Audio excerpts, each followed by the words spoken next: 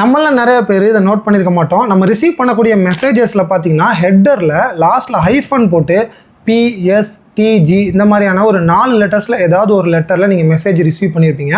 ஒருவேளை நீங்கள் இதை பார்க்கல அப்படின்னா கண்டிப்பாக நீங்கள் இந்த வீடியோவை பாஸ் பண்ணிவிட்டு போய் உங்கள் மெசேஜ் ஆப்பில் போய் அதை பார்த்துட்டு அதுக்கப்புறம் இந்த வீடியோவை வந்து பாருங்கள்.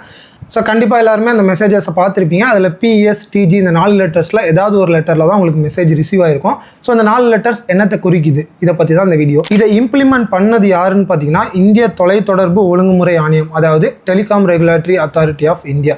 ஸோ இவங்க வந்து இதை எந்த ரூலுக்கு கீழே கொண்டு வந்தாங்க அப்படின்னு பார்த்தீங்கன்னா telecom commercial communications customer preference regulations 2025 பார்த்தீங்கன்னா இதை வந்து அமெண்ட்மெண்ட் பண்ணி அதுக்கப்புறம் இந்த ரூல்ஸை வந்து இம்ப்ளிமெண்ட் பண்ணுறாங்க. May 6, 2025 அஃபிஷியலாக வந்து நேஷன் வைடு வந்து இம்ப்ளிமெண்ட் பண்ணியிருக்காங்க. இந்த 4 லெட்டர்ஸ் எதை குறிக்குது அப்படின்றத ஒவ்வொன்றா பார்ப்போம். ஃபஸ்ட்டு பார்த்தீங்கன்னா ப்ரொமோஷன், அதாவது ஆடு, ஆஃபர்ஸு, மார்க்கெட்டிங் ரிலேட்டடான SMS. ஃபார் எக்ஸாம்பிள் அமேசான், ஃப்ளிப்கார்ட்டில் நீங்கள் லாகின் பண்ணியிருந்தால் அதுலேருந்து ஆஃபர்ஸ் வருது அப்படின்னா இந்த மாதிரியான லாஸ்ட்டில் P டேக் போட்டு தான் உங்களுக்கு வந்து மெசேஜ் ரிசீவ் ஆகும். அடுத்தது பார்த்தீங்கன்னா சர்வீசஸ். நீங்கள் ஒருவேளை ரீசார்ஜ் பண்ணுறீங்க அப்படின்னா உங்களுக்கு மெசேஜ் வந்து லாஸ்ட்டில் எஸ்ன்னு போட்டு ரிசீவ் ஆகும்.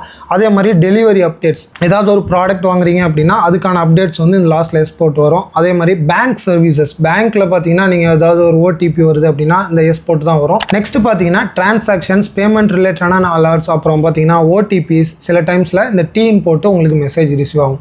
அண்ட் லாஸ்ட் பார்த்தீங்கன்னா ஜின்னு வந்துருந்தாலே அது வந்து கவர்மெண்ட் ரிலேட்டடான மெசேஜஸ், அதாவது கவர்மெண்ட்லேருந்து உங்களுக்கு அனுப்பக்கூடிய மெசேஜஸ். அது லைக் நீங்கள் டிராஃபிக் ரூல்ஸை வயலேட் பண்ணியிருந்தீங்க அப்படின்னா உங்களுக்கு மெசேஜஸ் வந்து இந்த ஜின்னு போட்டு தான் மெசேஜ் ரிசீவ் ஆகும். ஸோ நீங்கள் ஏதாவது ஃபைன் கட்டியிருந்தீங்க அப்படின்னாலும் ஜின்னு போட்டு தான் மெசேஜ் ரிசீவ் ஆகும். ஸோ கவர்மெண்ட் வந்து உங்களுக்கு ஏதாவது இன்டிமேஷன் பண்ணணும், முன்னாடியே ப்ரிகாஷனரியாக கொடுக்கணும்னு நினச்சாங்கன்னா, ஃபார் எக்ஸாம்பிள் நேச்சுரல் டிசாஸ்டர்ஸ் வரக்கூடிய டைமில், இந்த மாதிரி டைமில் உங்களுக்கு ஜின்னு போட்டு தான் மெசேஜ் ரிசீவ் ஆகும். ஸோ இதிலேருந்து என்ன தெரியுது அப்படின்னா இந்த 4 டைப் ஆஃப் மெசேஜஸை தவிர வேறு ஏதாவது ஒரு நம்பரில் இருந்து உங்கள் கான்டாக்ட்ஸை தவிர வேறு ஏதாவது ஒரு நம்பரில் இருந்தோ வேறு ஏதோ சம்திங் அந்த 4 லெட்டர்ஸில் இல்லாமல் உங்களுக்கு மெசேஜ் ரிசீவ் ஆகுது அப்படின்னா தயவு செஞ்சு அந்த கம்ப்ளீட்டாக அவாய்ட் பண்ணிடுங்க.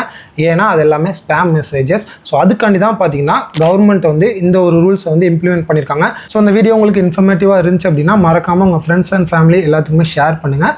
அண்ட் இதே மாதிரி இன்னொரு இன்ட்ரெஸ்டிங்கான வீடியோவில் பார்ப்போம். மறக்காமல் சேனலை ஃபாலோ பண்ணிக்கோங்க. நிறைய வீடியோஸில் சந்திப்போம்.